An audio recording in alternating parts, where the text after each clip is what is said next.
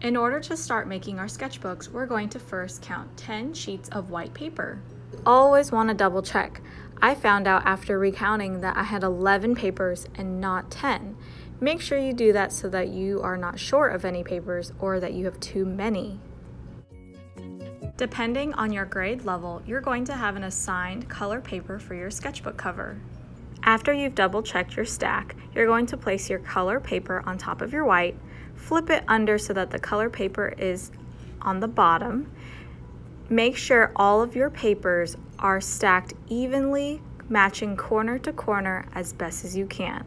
We're going to be folding in half, hamburger style.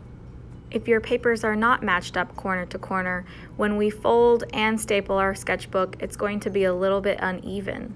If you're having a hard or challenging time doing this step, don't be afraid to ask a friend at your table to help you. After the corners are matched up, make sure you press down in the middle really well. Next, we're going to be writing our name on the bottom right corner of our sketchbook. If you need practice, start with a pencil. I'm feeling confident, so I'm going to be using a Sharpie. Find the bottom right corner and make sure you have enough space for your name. If you wrote in pencil, just go back over and trace it with a Sharpie. Next, you're going to take your folded sketchbook and line up at Ms. Chen's green desk, and I'm going to help you staple your sketchbook together.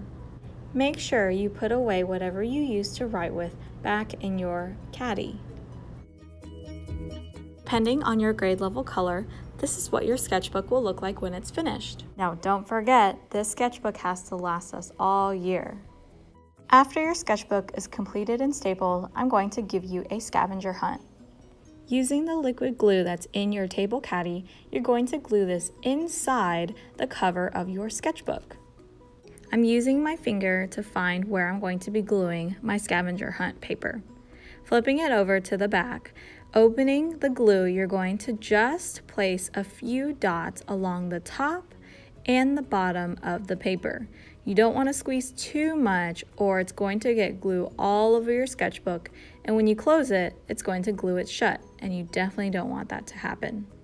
Make sure you're gluing it on the inside of the front cover of your sketchbook and not the back. When you glue down the paper, make sure it's not sticking out the edges of your sketchbook.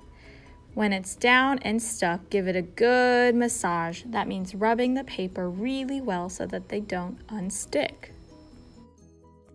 It's really important that when we use liquid glue bottles, we close the cap shut real tight so that it doesn't get dried up and clogged. Always make sure that our supplies go back into our table caddy.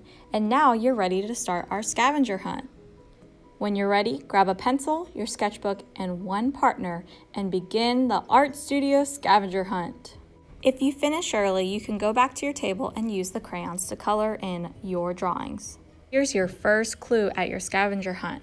At the end of art, I'm going to be showing you where to place your sketchbooks that we made today.